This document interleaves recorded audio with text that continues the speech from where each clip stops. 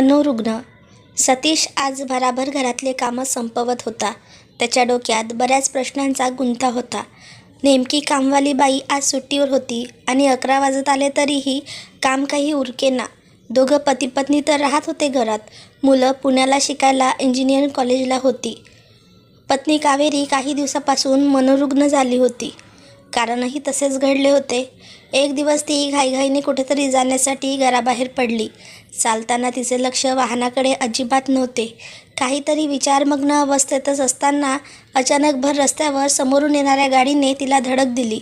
त्यात तिच्या डोक्याला मार लागला आणि ती शांतच झाली तेव्हापासून.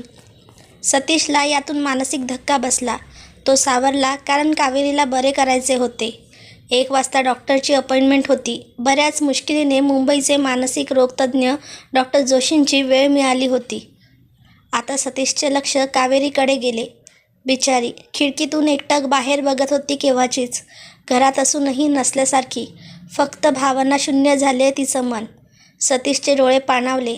एक वेळ अशी होती की कावेरी तिच्या हसमुख प्रेमळ स्वभावाने सर्वांचीच मने जिंकत होती. रोज सकाळी मुलांचा सतीशचा डबा पटापट करून बॅगेत भरून द्यायची.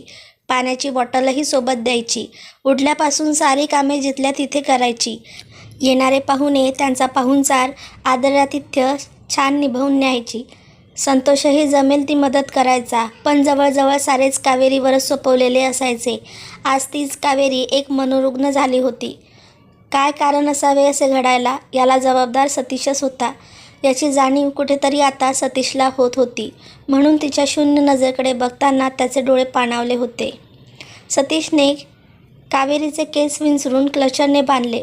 तिला जेवू घातले. ती सतीशने जसे सांगितले तसे ऐकत होती, पण बोलत मात्र काहीच नव्हती.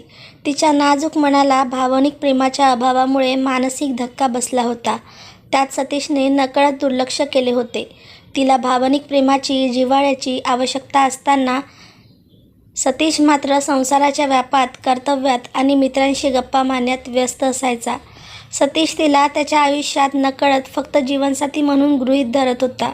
त्यासाठी दिवसातल्या वैयक्तिक काही वेळ मनातले हितगुंज गप्पांसाठी कावेरीसाठी देणे आवश्यक होते, हे त्याच्या ध्यानीमनीही नव्हते. कावेरी आसपास असते, कामे आवरताना वावरते, यातच तो खुश होता. पण कावेरी आता 40शीच्या टप्प्यात स्वतःला एकाकी समजू लागली होती. ती सतीशशी संवाद साधावा म्हणून जवळ आली की हा कामे आहेत, बोल लवकर, मला वेळ नाही, खूप थकवा आलाय असं बोलून जात असे.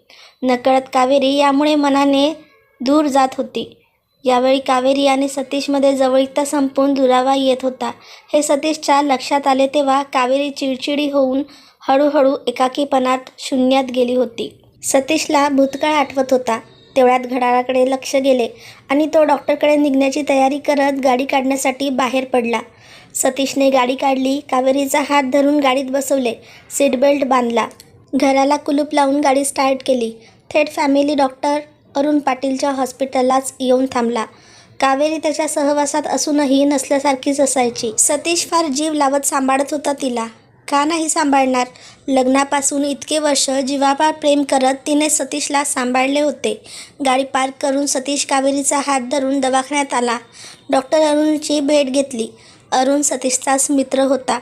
अरुणनेच डॉक्टर जोशींना बोलावले होते. थोड्या वेळात डॉक्टर जोशी आले. सतीश आणि अरुणने कावेरीची सारी कहाणी सांगितली. कावेरी सुन्न होऊन खुर्चीत बसली होती. तिला कुणाशीही काहीही घेणे देणे नव्हते. फक्त सतीश सतत जवळ असावा अशी तिची भावना होती. अन्यथा ती सतत घाबरत असे. डॉक्टर जोशींनी कावेरीच्या सर्व तपासण्या केल्या. तिला बोलते करण्याचा प्रयत्न केला. काही औषधे लिहून दिली. पुन्हा 1 महिन्याने भेटू म्हणत ते निघाले. पण पुन्हा मागे फिरत वळाले. सतीशच्या पाठीवर हात ठेवत म्हणाले, थोडं वैयक्तिक बोलायचं आहे सतीश. डॉक्टर अरुण, तुम्हीही थांबा. एक फॅमिली डॉक्टर म्हणून तुमचीही गरज आहे. या केसमध्ये मदत होईल. सतीश म्हणाला, हो डॉक्टर, कावेरीसाठी मी काहीही करायला तयार आहे. ती वेळ आता जवळजवळ निघून गेली आहे सतीश. पण तू मन घट्ट कर. कावेरीला आपण 50%च बरं करू शकतो. सतीशला धक्काच बसला. तो रडू लागला. डॉक्टर अरुणने सतीशला सावरलं. डॉक्टर जोशी म्हणाले, ॲक्सिडेंटमध्ये तिच्या डोक्याला मार लागला, पण त्यातून ती बरी झाली आहे. पण तिच्या मनात खोलवर आघात झाला आहे, त्यामुळे ती अशी झाली आहे. अपघाताच्या वेळी तिची मनस्थिती काय होती, त्या भावनांचा खोलवर परिणाम झाला तिच्या मनावर असं वाटतंय. सतीश, मला सांग, तुमचे वैवाहिक आयुष्य कसे होते? म्हणजे तुमच्यात नवरा बायको म्हणून एकमेकांसाठी वेळ देत होतात का तुम्ही? भावनिक, मानसिक, शारीरिक सर्व स्तरावर तुम्ही सोबत होतात का? डॉक्टर जोशी बोलतच म्हणाले, म्हणजे हे बघ सतीश, वयाच्या 40शीत स्त्रियांच्या भावना खूप हळव्या होऊ लागतात. मुलं मोठी होतात, आईपासून तेही दूर जातात, स्वावलंबी होतात. ती आनंदाची गोष्ट असते आईसाठी आणि त्याचवेळी तिला पतीबद्दल जवळीकता निर्माण होते. याआधी मुलांचे पालनपोषण, नातेसंबंध, मित्रपरिवार, समाज सर्वच जबाबदारी पार पाडताना पती-पत्नी भावनिक स्तरावर दुरावलेले असतात. हे करू, ते करू याचे स्वप्न पाहत संसार चालत असतो.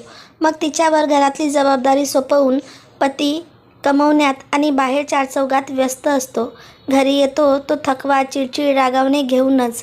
याचा परिणाम हळूहळू पत्नीच्या मानसिक आरोग्यावर होत असतो. याचाच धोका पुढे काही हळव्या स्त्रियांच्या बाबतीत मनोरुग्ण होण्यामध्ये होतो. आता सतीशला त्याचा भूतकाळ आठवू लागला. खरंच असेच घडले माझ्या आयुष्यात डॉक्टर. कावेरी खूप जीव लावायची मला आणि मुलांना. आनंद होता आमच्या संसारात.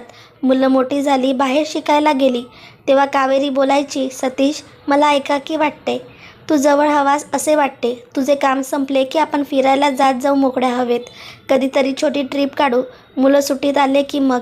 पण माझ्याशी गप्पा मारायला तुला वेळच नाही राहत. मित्रांचे ऑफिसचे फोनमध्ये सारखे बिझी असतोस. नाहीतर मला जॉब करू दे, एखादा छंद जोपासू दे, पण माझ्या छंदाचंही तुला कौतुक नाही. सतीश, वय निसटून जातं रे हातातून. छोट्या छोट्या गोष्टींतून प्रेम द्यायला शिक रे. मला, मुलांना गरज आहे तुझ्या हृदयातल्या प्रेमाच्या सहवासाची. फक्त एका घरात राहून नसते जवळीकता, त्यासाठी मन ओळखता आले पाहिजे, संवाद व्हायला पाहिजे, एकमेकांची सकारात्मक, नकारात्मक सारेच मतं जोडून तोडगा काढता आला पाहिजे. नाहीतर फक्त कुडत बसणेच गृहिणीच्या वाटेला येते रे. खूप डोकं दुखतं हल्ली कधी माझं. पण तुला खोटंच वाटतं सारं. मी स्वतःशीच तुटत चालले असे वाटते कधी. नुसतं कामच आहे तुझ्या डोक्यात आणि सर्वांची चिंता, काळजी. बस काळजीबरोबर 2 प्रेमाचे शब्द, विनोद, आधाराचा पाठीवर हातही हवा असतो. सतीश, कधी कळेल तुला? जाऊ दे ना, मी काय डोकं लावतो तुझ्याशी? मी गेले का तुझ्या आयुष्यातून तेव्हाच किंमत कळेल माझी. हसतो नाहीतर रागावतो माझ्या चिडण्यावर, किंवा काळजी करतो आमची सतत. या पलीकडे काहीच येत नाही तुला. कधीतरी कुशीत घेऊन कुरवाड, तुझ्या मनातल्या शब्दांनी घर कर माझ्या मनात. जगत जा एखाद्या दिवशी फक्त तुझ्या माझ्यासाठी, नाहीतर मी हरवून जाईल कुठेतरी, अशी भीती वाटते मला सतीश. असंच खूप बोलायची डॉक्टर कावेरी माझ्याशी, पण मला कधी जाणवलेच नाही गांभीर्य. सतीश खूप ढसाढसा रडू लागला. डॉक्टर जोशी आणि डॉक्टर अरुणने सतीशला समजावले, आपण जमेल तेवढे प्रयत्न करू कावेरीला बरे करायला. डॉक्टर जोशी निघून गेले. डॉक्टर अरुणने सतीशला धीर दिला. कावेरीची औषधे घेतली आणि सतीश कावेरीला घेऊन घरी आला. हळूहळू औषधे कावेरीवर सकारात्मक परिणाम करू लागली. ती जरा भावना समजू लागली. मुलंही सुट्टीत घरी आली, त्यामुळे तिच्यातली आई जिवंत होऊ लागली. जरा स्वतःची वेणीफणी आवरणे करू लागली. जरा निरागस हसू लागली. डॉक्टर जोशींची ट्रीटमेंट चालूच होती. 50% फरक त्यांना दिसला होता. एक दिवस कपाट आवरताना सतीशला ड्रॉवरमध्ये एक चिठ्ठी सापडली. त्यात कावेरीने लिहिले होते, सतीश, तुझ्या बिझी राहण्याचा मला कंटाळा आलाय. मला खूप एकाकी वाटतंय. वेळ लागेल की काय याची भीती वाटते. तुझ्याशिवाय माझे जग नाही. बाहेर समाजात जास्त वावरायची, बोलण्याची सवय नाही. मैत्री परिवारही हवा तेवढा नाही. माझे एकाकीपण घालवू कुठे? घरातले तेच काम करूनही कंटाळा येतो. वेळ जाता जात नाही. कुणाशी हसावं, बोलावंसं वाटत नाही. सारे स्वार्थी, मतलबी दुनिया वाटते. मी तुला सोडून जाते स्वतःच्या अनंताचे दर्शन घडवायला. बघूया तिथे मनशांती मिळते का? तुझीच कावेरी. सतीशला ही चिठ्ठी वाचून धक्काच बसला. आता डॉक्टर जोशींनी केलेले निदान सत्य होते हे सतीशच्या लक्षात आले आणि ॲक्सिडेंटच्या वेळी कावेरीची मनस्थिती नैराश्यमय, शून्य होती ह्याची जाणीव झाली. त्याने कावेरीला कळकळून मिठी मारली आणि रडू लागला. कावेरीने त्याच्या दुःखाला नाजूकसा प्रतिसाद दिला, जरा घाबरल्यासारखा. पण आता रडणं आणि निरागस शून्यात गेलेल्या कावेरीला जपणं एवढंच सतीशच्या हातात राहिलं होतं. धन्यवाद. मित्र आणि मैत्रिणींनो, तुम्हाला जर आजची कथा आवडली असेल तर प्लीज व्हिडिओला लाईक करा, शेअर करा, कमेंट करा आणि सर्वात महत्त्वाचं म्हणजे तुम्ही जर पहिल्यांदा माझ्या चॅनलवर आला असाल तर चॅनलला सबस्क्राईब नक्कीच करा. धन्यवाद.